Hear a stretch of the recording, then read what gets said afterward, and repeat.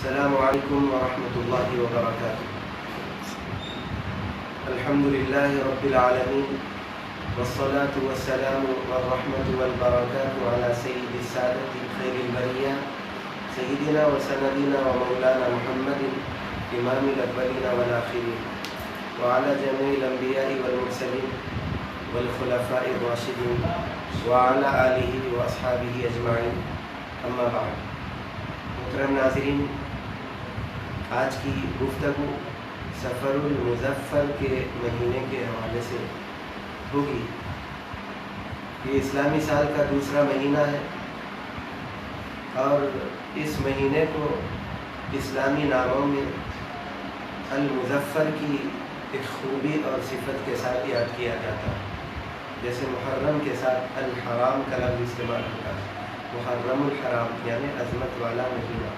اسی طرح سفر کا مہینہ جب سایہ فگن ہوتا ہے تو اس مہینے کو سفر المظفر کہا جاتا ہے، یعنی کامیابیوں والا مہینہ، ایسا مہینہ جس کے اندر کامیابیوں کو رکھ دیا گیا۔ دراصل خاص طور پر اس مہینے کو المظفر کی نسبت سے منسوب کرنے کی وجہ کیا ہے، اس کا سبب کیا ہے؟ تو اس حوالے سے یہ بتایا جاتا ہے کہ جاہلیت میں اس مہینے کو اچھا نہیں سمجھا جاتا تھا، یہ سمجھے کہ مرموز سمجھا جاتا تھا۔ جب یہ مہینہ آ جاتا تو لوگ فکر مند ہو جاتے، طرح طرح کے ان کے پاس بدشگونیاں تھیں، توہم کا مزاج تھا، توہم پرستی کی زندگی گزارا کرتے تھے۔ ایک پروردگار عالم اللہ رب العزت پر تو ایمان ان کا نہ تھا، لیکن دنیا کے یہ جو عوارض ہیں، وہم، بدشگونی، نحوستیں، اس پر ان کی توجہات ہوا کرتی تھی۔ پرندے کو، کوے کو دیکھ لیتے تو فکر مند ہو جاتے کہ پتہ نہیں یہ کون سی ہمیں سفر کی مصیبت ڈالنے کے لیے نمودار ہوا ہے۔ اس طرح کئی ایک ان کے پاس بدفعلی کے اشارے تھے کہ جس کو وہ پیش نظر رکھتے تو بڑے فکر مند ہو جاتے، لیکن اسلام نے ان تمام امور سے قطع تعلق کرنا قرار دیا گیا کہ نحوست کا تعلق ہرگز کسی چیز میں نہیں ہو سکتا۔ ہاں، اللہ سبحانہ و تعالیٰ کی مرضی ہے، خدا تعالیٰ کا منشا ہے، تو اللہ تعالیٰ اپنی قدرت سے جو چاہا کر گزرتا ہے۔ گزشتہ امتوں کے بارے میں قرآن مجید میں حضرت عیسیٰ علیہ السلام کا تذکرہ ملتا ہے کہ آپ کی امت میں سے لوگوں نے اس نحوست کا ذکر کرتے ہوئے نیک لوگوں سے اپنے آپ کو کنارہ کشی اختیار کرنا مناسب سمجھا، حالانکہ ان کا عمل غلط ہے۔ اسی طرح حضرت صالح علیہ السلام کی قوم کے بارے میں آتا ہے کہ جب حضرت صالح علیہ السلام نے جب انہیں پیام پیش کیا تو کہنے لگے کہ ہم آپ سے نحوست لے رہے ہیں، ہم آپ کو برا سمجھتے ہیں، آپ کے آنے کی وجہ سے ہمارے پاس نقصان ہوا۔ تو اس حوالے سے بتایا جاتا ہے کہ سورہ نمل کی آیت کریمہ ہے، انہوں نے کہا قالوا طیرنا بک وبمن معک، آپ سے اور آپ کے ساتھ جو حضرت صالح علیہ السلام قوم تفتنون، یہ تمہاری نحوست تو یہ اللہ کے پاس، یوں سمجھے کہ اللہ کے پاس سے ہے، اللہ سبحانہ و تعالیٰ نے ارادہ فرمایا ہے تو ہونے والی ہے، ورنہ نہیں، ہمارا اور ہمارے ساتھ کے لوگوں کا اس نحوست سے کوئی تعلق نہیں۔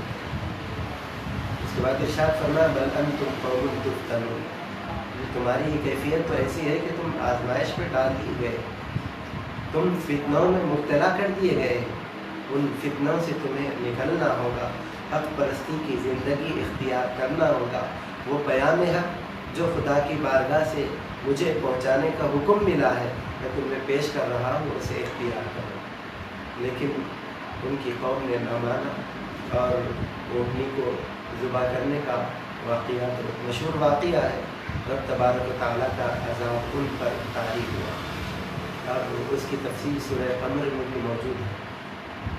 رب تبارک و تعالیٰ ارشاد فرماتا ہے، قوم عاد کے بارے میں یہ تفصیل موجود ہے کہ رب تبارک و تعالیٰ نے ان پر ہوا کے ذریعے عذاب کو بھیجا، اِنَّا أَرْسَلْنَا عَلَيْهِمْ رِيحًا صَرْصَرًا فِي يَوْمِ نَحْسٍ مُسْتَمِرٍ، کہ ہم نے ان پر ایک تیز اور تند ہوا کو بھیجا، کس دن؟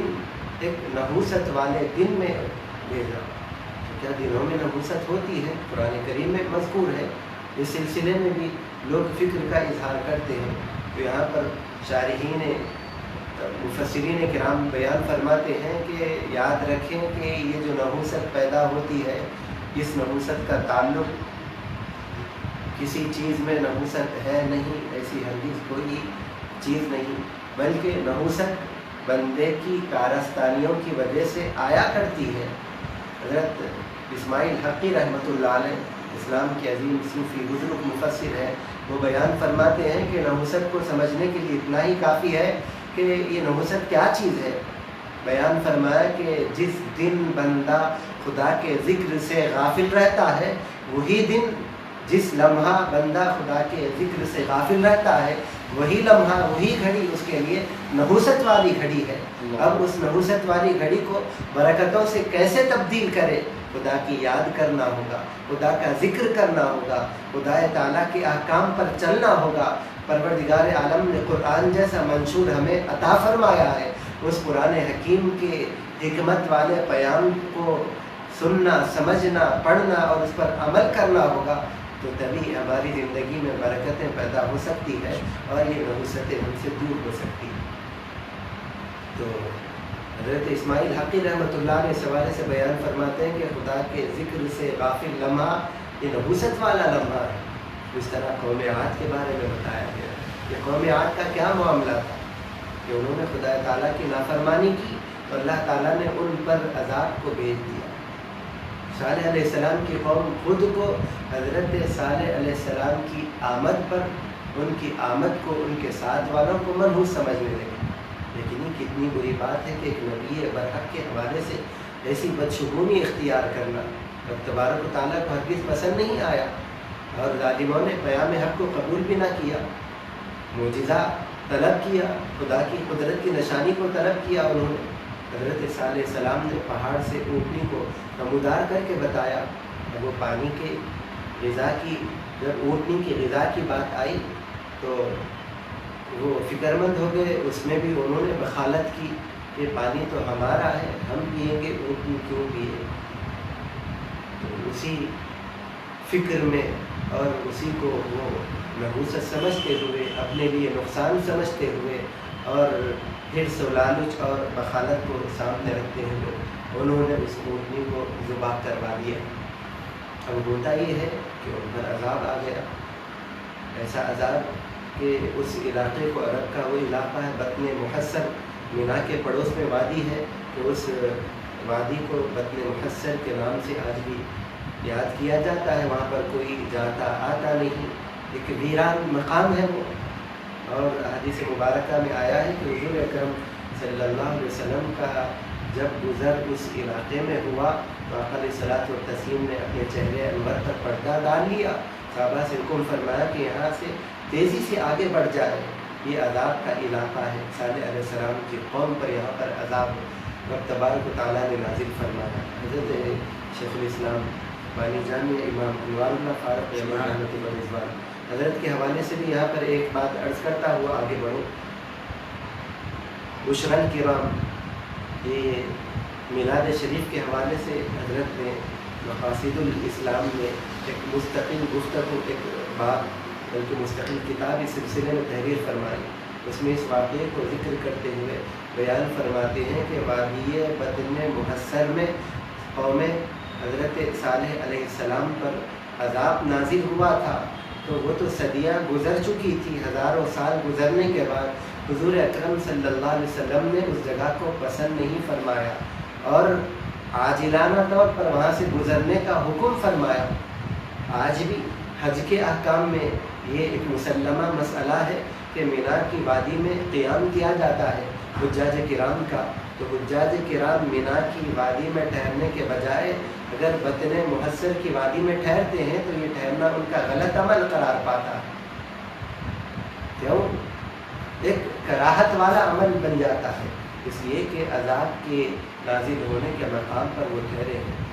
हज़रत शेखुल इस्लाम बानी जामिया इमाम अनवारुल्लाह फारूक़ी रहमतुल्लाह अलैह बयान फरमाते हैं कि सदियाँ गुज़रने के बाद एक अज़ाब के मकाम पर उस अजाब के असरात मौजूद रह सकते हैं, तो इस कायनात को अपने फैज़ान से, अपनी रहमत से मालामाल करने वाली हस्ती नबी करीम अलैहिस्सलातु व तस्लीम जब दुनिया में जलवगर हों, तो हुजूर के कदम मुबारक की बरकतें, हुजूर की मिलाद मुबारक की बरकतें क्यों ना बाकी रह सकती हैं।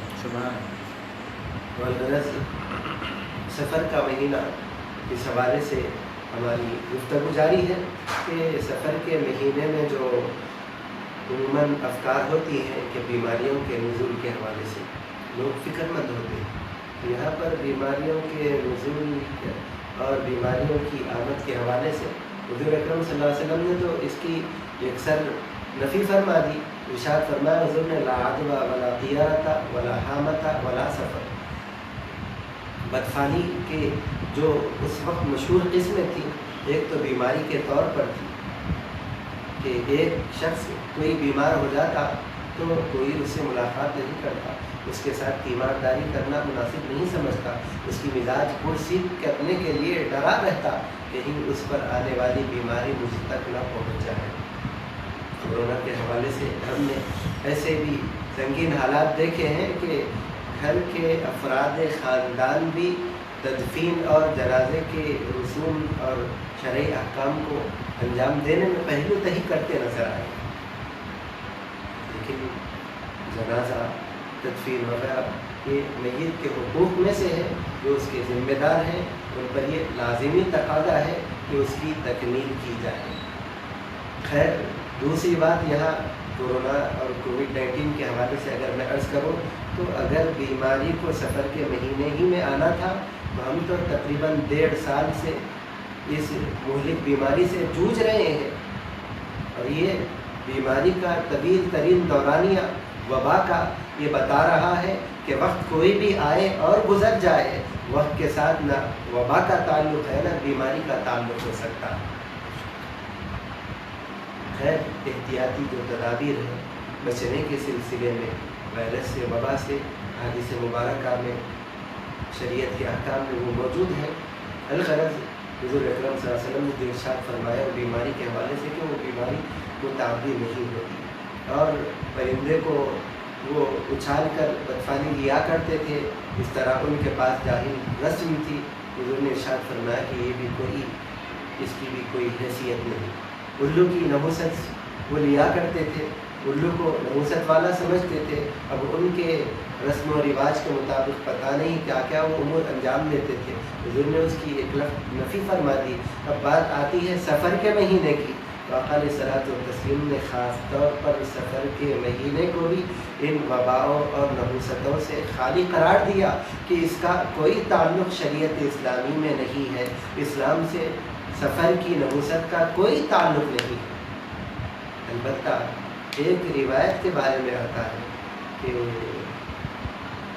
हुज़ूर का इरशाद बयान किया गया, मन बश्शरनी बिखुरूजी सफ़र, जो कोई मुझे सफ़र के महीने के गुजर जाने की खुशखबरी दे, तो रिवायत में आता है कि उबश्शिरुहु बिल जन्नह, उनका मकाल के मैं उसे जन्नत की खुशखबरी देता हूँ। सुभान अल्लाह, सुभान। लेकिन इस हदीस मुबारक के जो मबाहिस हैं उसकी सेहत वगैरह के सिलसिले से क़त्अ नज़र इसके मफ़हूम को समझने में लोग थोड़ा सा गफलत का शिकार हैं। दरअसल ये हदीस शरीफ सफ़र के महीने के गुज़रने के बारे में नहीं, बल्कि मीलाद मुबारक का महीना, इसके बाद मुत्तसिल जो महीना है रबीउल अव्वल शरीफ का महीना, उस महीने की आमद की खुशी के हवाले से सफ़र के महीना आने और गुज़रने के सिलसिले में हुज़ूर ने ये तवज्जो नहीं दिलाई, बल्कि सफ़र का महीना गुज़र जाएगा तो क्या होगा। हुज़ूर ज़िया मिल्लत हज़रत मुफ्ती ज़ियाउद्दीन नक्शबंदी साहब क़िबला ने इस हवाले से बड़ा प्यारा नुक्ता बयान फरमाया। फरमाते हैं कि दरअसल सफ़र का महीना गुज़र जाता है तो आने वाला महीना मीलाद मुबारक का रबीउल अव्वल शरीफ का महीना है, हुज़ूर की मीलाद मुबारक का महीना है, वो महीना आने वाला है, चूँकि हुज़ूर की विलादत से, हुज़ूर की पैदाइश से उसका ताल्लुक़ है, जिसकी बरकत से अल्लाह ताला ने कायनात को रहमत में अपनी ले लिया है। तो हुज़ूर पाक अलैहिस्सलातु व तस्लीम ने میلاد مبارک کے مہینے ربیع الاول شریف کے استقبال کے پیش نظر یہ ارشاد فرمایا کہ جو کوئی سفر کے گزرنے کی مجھے خوشخبری دے، اور نتیجے میں یہ ہے بات پیش ہوگی کہ میلاد مبارک کا مہینہ شروع ہونے کی جو خوشخبری دے تو اس کے لیے جنت کی بشارت ہے۔ ہمیں اللہ تعالیٰ اس کی زندگی کو ایسی بنا دے گا، ایسے احکام، ایسے اعمال اور نیکیاں کرنے والا ہوگا کہ جس راستے کو چل کر وہ جنت کے راستے کو اختیار کرنے والا۔ اور ایک نقطہ اس سلسلے میں صوفیاء کرام بیان فرماتے ہیں کہ میں نے حضرت انیس ملت والد محترم حضرت مولانا عرفان اللہ شاہ صاحب قبلہ سے سنا، حضرت نے فرمایا کہ حضور پاک علیہ الصلوۃ والتسلیم کے وصال مبارک کی جو کیفیات تھی وہ شروع ہوئی تو سفر کے مہینے سے شروع ہوئی۔ اب اس کے بعد ربیع الاول شریف کا مہینہ آتا تھا، حضور پاک علیہ الصلوۃ والتسلیم نے خطبہ ارشاد فرمایا، اور انبیاء کرام کو خاص طور پر حضور پاک علیہ الصلوۃ والتسلیم کو دنیا سے وصال فرمانے اور دنیا کو اختیار فرمانے کے سلسلے میں اللہ نے جو اختیار عطا فرمایا تھا حضور نے اس کا ذکر فرمایا۔ ان اللہ خیر عبدا، صحیح بخاری وغیرہ میں تفصیل موجود ہے کہ اللہ سبحانہ و تعالیٰ نے ایک بندے کو اختیار دیا ہے، ما بینہ و بین ما بین الدنیا و بین ما عند اللہ، یا ما بینہ و بین ما عند اللہ، اس طرح کے الفاظ حدیث مبارک ہے کہ جو اس کے ساتھ اس کے پاس ہے اور جو اللہ کے پاس ہے۔ تو حضور ارشاد فرماتے ہیں تو اس بندے نے جو پروردگار عالم کے پاس ہے ان نعمتوں کو اختیار فرمایا۔ اس حوالے سے تفصیل بیان کی گئی کہ جب حضور نے ارشاد فرمایا تو حضرت امیر المؤمنین سیدنا ابو بکر صدیق رضی اللہ عنہ کی آنکھوں سے آنسو چھلکنے لگے۔ وہ سمجھ گئے تھے کہ حضور پاک علیہ الصلوۃ والتسلیم اپنے وصال پاک کمال کا اشارہ فرما رہے ہیں، اور حضور سے جدائی کا غم اسی وقت سے حضرت صدیق کو بے قرار کرنے لگا۔ صحابہ کرام کو بعد میں جب احساس ہوا تو انہوں نے بیک زبان یہ کہا کہ کان ابو بکر رضی اللہ عنہ اعلمنا، اگر علم کے اعتبار سے ہم اس کیفیت کو دیکھیں تو حضرت صدیق تو ہم میں سب سے زیادہ علم والے ہیں۔ سبحان اللہ۔ الغرض حضرت ام المؤمنین سیدہ عائشہ صدیقہ رضی اللہ عنہ بھی حضور کے وصال با کمال کی کیفیتیں بیان فرماتی ہے کہ حضور اس موقع پر اللہم الرفیق الاعلیٰ، اللہم الرفیق الاعلیٰ، اس طرح کی کلمات کو ارشاد فرما رہے ہیں۔ رفیق اعلیٰ سے ملاقات کا شوق حضور پاک علیہ الصلوۃ والتسلیم کو ایسے بےتاب اور بے چین کر رہا تھا کہ زبان پر وہی نعرے، وہی تذکرے چھڑ گئے تھے۔ حضور پاک علیہ الصلوۃ والتسلیم اس مبارک گھڑی کا بے چینی سے انتظار فرما رہے تھے کہ دنیا کی ظاہری زندگی سے اگر رب تبارک و تعالیٰ مجھے اپنی بارگاہ میں وصال کی برکتیں عطا فرمائی تو اس سے بڑھ کر کوئی نعمت نہیں۔ حضور نے ارشاد فرما دیا کہ اس بندہ حق نے خدا کے وصال کی نعمت کو اختیار کر لیا ہے۔ تو وہ فکر، وہ جذبات قرب الہی کے اور خدا کی بارگاہ میں وصال کے آقا علیہ الصلوۃ والتسلیم کو بے قرار کر رہے تھے۔ حضور نے ارشاد فرمایا کہ جو کوئی مجھے یہ بتا دے کہ سفر کا مہینہ گزر چکا ہے، اب آنے والا مہینہ جو ہے خدا تعالیٰ سے میرے وصال کا مہینہ ہے، حضور پاک علیہ الصلوۃ والتسلیم نے اس خوشخبری سنانے والے کو بھی جنت کی بشارت عطا فرمائی۔ اب جہاں تک بات ہے نحوست کی، یہ تو بات طے ہے اور ثابت ہو گئی کہ نحوست سے شریعت اسلامی کا احکامی اسلامیہ کا کوئی تعلق نہیں۔ اسلامی نظریہ اس بات کی اجازت نہیں دیتا کہ کسی طرح کی نحوستوں کے مخمصوں میں ہم رہیں۔ نحوست کی بات آئی تو یہ بھی ذہن میں رکھیں کہ نحوست کہتے کس کو ہے۔ تو اس حوالے سے حضرت علامہ حافظ ابن حجر اسقلانی رحمۃ اللہ علیہ اور حضرت ملا علی قاری رحمۃ اللہ علیہ نے جو تفصیل بیان کی، حضرت ابو الحسنات محدث دکن رحمۃ اللہ علیہ نے زجاجۃ المصابیح میں تفصیل بیان فرمائی۔ ارشاد فرمایا کہ نحوست کہتے کس کو ہے کہ کوئی چیز آپ کے سامنے آ جائے جس کو آپ کے کرنے کے کام میں رکاوٹ سمجھ رہے ہیں، تو اس رکاوٹ کی چیز کو نظر انداز کر دے اور اپنا راستہ اختیار کر لے، اپنے کام کو مکمل کر لے۔ تو یہ شریعت میں محمود عمل ہے، اور اس رکاوٹ کو، اس نحوست کو آپ یہ سمجھ رہے ہیں کہ یہ کام آپ کا بگاڑنے والی چیز ہے اور آپ اس کام سے رک جاتے ہیں، تو یہ نحوست کو اختیار کرنے کا برا عمل ہے، اس سے بچنا چاہیے۔ تو کوئی چیز رکاوٹ بنتی ہے تو اس رکاوٹ کو کاٹ کر آگے بڑھنے والے کا نام مسلمان ہے۔ خدا کی ذات پر محکم یقین رکھنے والا وہ قرار پائے۔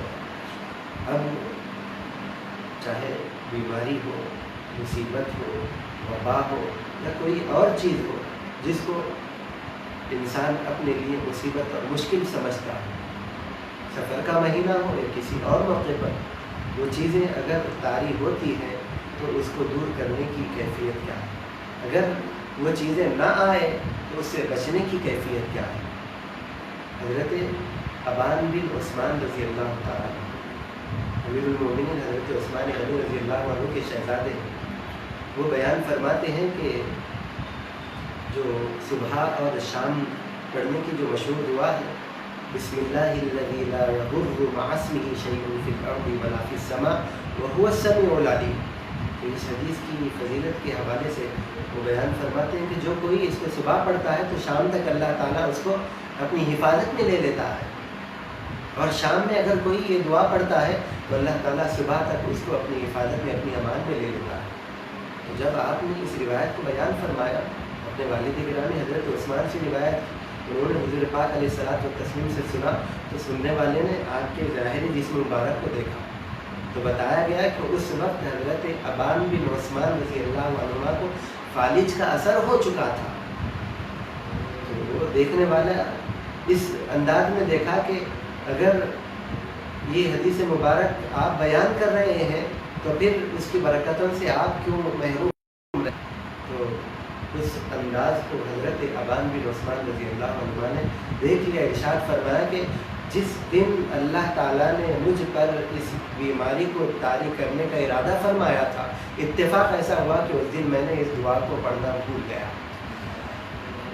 تو یہ دعا ہے کہ آفت و بلا سے ہر روز ہمارے لیے بچانے والی یاد کریں، یاد ہے تو پھر ضرور اس کے پڑھنے کا اہتمام کریں۔ دوسری بات، آفت و بلا سے، مصیبتوں سے بچنے کے لیے جو مشہور طریقہ بتایا گیا وہ صدقہ ہے۔ حضور ارشاد فرماتے ہیں کہ ان الصدقۃ لا تطفئ غضب الرب وتدفع میتۃ السوء۔ آقا علیہ الصلوۃ والتسلیم نے ارشاد فرمایا کہ خدا تعالیٰ کے جلال کو اگر کوئی چیز بجھا سکتی ہے تو وہ صدقہ ہے، وہ خیرات ہے۔ اور حضور ارشاد فرماتے ہیں کہ بری موت سے اگر کوئی بچنا چاہتا ہے تو صدقہ ایک ایسی چیز ہے کہ وہ خرچ کرتا ہے۔ اب صدقے کے حوالے سے بھی تفصیل سماعت فرمائیں کہ صدقہ کہتے کس کو ہے کہ کسی غریب مستحق کو جان بخشی کی نیت سے صدقے کا بکرا دے دیں، صدقے کی کچھ رقم دے دیں۔ تو صدقے کے حوالے سے ایک کانسیپٹ تو یہ ہے۔ دوسرا تصور، دوسرا کانسیپٹ صدقے کا یہ ہے کہ نیکی، اچھائی، نیک عمل، ثواب کا کام، ہر اچھا اور نیک ثواب کا کام صدقے میں شمار کیا جاتا ہے، اور ہر نیکی کے کرنے کی برکت سے اللہ تعالیٰ آنے والی مصیبتوں، وباؤں، بلاؤں کو دفع فرما دیتا ہے۔ تو یہ ایک اہتمام کرتے رہے۔ دوسری چیز، ہمارے لیے سفر کا مہینہ ہو یا کوئی اور وقت ہو، خدا تعالیٰ کے کلام سے ہم پہلو تہی ہرگز نہ کریں۔ قرآن کریم کے پڑھنے کی طرف ہماری توجہ ہو۔ قرآن کریم میں جو پیام ہمیں دیا گیا وہ پیام حق کو ہم اپناتے ہیں تو اللہ تعالیٰ غیب سے رزق کے دروازے کھولنے والا ہے، کشادگی اور برکت ہمیں عطا کرنے والا ہے۔ قرآن کریم کی سورہ طٰہٰ کی آیت کریمہ ہے، اللہ سبحانہ و تعالیٰ ارشاد فرماتا ہے، ایک گویا کہ قرآن کریم کو بھولنے والوں کے لیے، قرآن کے رستے سے ہٹنے والوں کے لیے وعید بیان فرمائے۔ ان کی زندگی میں مصیبتوں کے حوالے سے رب تبارک و تعالیٰ نے اس بات کو ذکر فرمایا، من اعرض عن ذکری فإن له معیشة ضنکا ونحشره یوم القیامة اعمی، کہ ارشاد ہوا کہ جو کوئی ہمارے ذکر سے اعراض کرتا ہے، منہ پھیر لیتا ہے، تو ہم اس کی معیشت کو، اس کی کمائی کو کمزور کر دیتے ہیں۔ کیوں؟ کاروبار خراب ہو رہے، क्यों तिजारतें ठप पड़ रही थी, क्यों मुलाजमतों में तरक्कियाँ रुकी हुई है। कुरान ऐलान कर रहा है कि जो कोई हमारे ज़िक्र से मुँह फेर लेता है, वो ज़िक्र से मुराद नसीहत है, वो ज़िक्र से मुराद खुदा की याद है, वो ज़िक्र से मुराद इस्लाम के अहकाम है, वो ज़िक्र से मुराद कुरान करीम की आयत है, पयाम हक़ निज़ाम कुरान करीम है। फ़इन्न लहू मईशतन ज़न्का, जो कोई मुँह फेर लेता है, अल्लाह ताला उसके हक़ में वईद बयान कर रहा है कि उससे अल्लाह ताला उसकी मईशत की कमाई की बरकतों को छीन लेता है और बरकतों से उसको महरूम कर देता है। वो तो दुनिया में मुसीबत वो देख रहा है, लेकिन आखिरत में भी उसके लिए वईद और महरूम रब तबारक व तआला इरशाद फरमाते वना शुरू यौम क़ियामती आमा, हश्र का मैदान होगा, वो अंधे उठेंगे, पूछेंगे उठकर बीमा हशरतनी आमा, परवरदिगार आलम मुझको तूने अंधा क्यों कर दिया, वक़्त कुन्तु बसीरा, हालांकि मैं तो देखा करता था।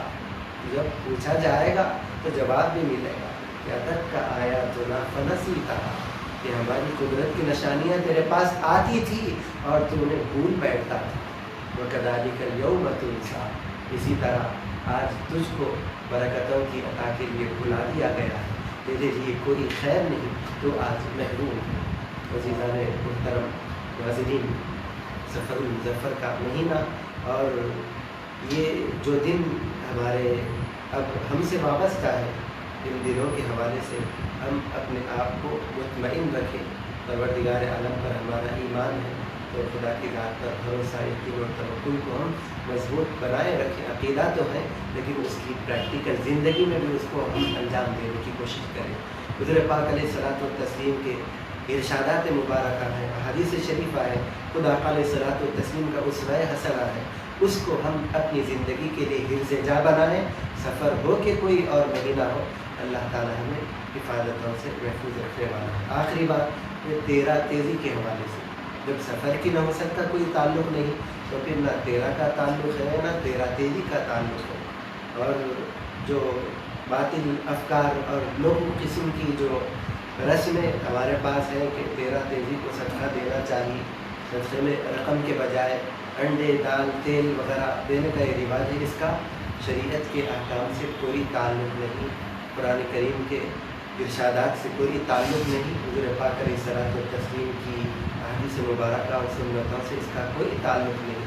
अगर आप ये कहते हैं कि सदका देने में क्या हरज है, तो अभी सदका दें, अभी अपने ऊपर आने वाली बलाओं और मुसीबतों से हम बचना चाहते हैं, तो इससे दिफा के सिलसिले में हम खुदा की राह में खर्च करते रहें, नेकियों को अंजाम देते रहें। 13 तारीख़ के इंतज़ार की कोई ज़रूरत नहीं। रब तबारक व तआला बंदे से जब वो इखलास के साथ कोई खैर का काम, कोई नेकी करता है, तो उसी वक्त उस नेकी को कबूल फरमाता है और उसका सवाब और बेहतरीन सिला उसे अता फरमाता है। अल्लाह सुब्हानहू व तआला हम सबको तौफ़ीक़ खैर अता फरमाए, हर बला हर मुसीबत से हमारी हिफाजत फरमाए, आफ़ात समावी, आफ़ात दुनियावी और दुनिया की मुख्तलिफ़ बलाओं वबाओं से हमें, हमारे घरों को, हमारे इलाक़े को महफूज फरमाए। दीन पर चलने वाला, कलिमा तय्यबा की तिलावत के साथ दुनिया से रुख़्सत होने वाला, जब तक दुनिया में रहे तेरे अहकाम और तेरे नबी सल्लल्लाहु अलैहि वसल्लम के अहकाम पर चलने वाला बना। अल्लाहुम्मा सल्लि अला सय्यिदिना मुहम्मद व आलिहि व सहबिहि अजमाईन वल्हम्दुलिल्लाह।